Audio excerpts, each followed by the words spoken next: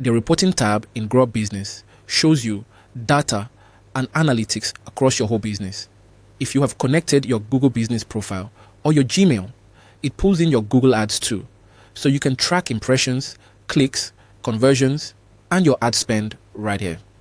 And if you have connected Facebook, it shows the metrics from your Facebook. Attribution reporting shows the revenue from leads you have actually closed into clients, the total number of leads you have generated, and a graph of how that is trending over time.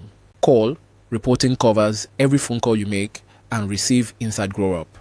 You can see how many calls were made, your first-time calls, your top call sources, where the calls are coming from, and if you have call recording switched on under your phone number settings, all your recorded calls show up here too. Agent reporting is for your team. You can switch between each employee and see how they are doing, how many leads they are creating, their conversions, the texts and emails they have sent, the calls they have made, and even an efficiency score.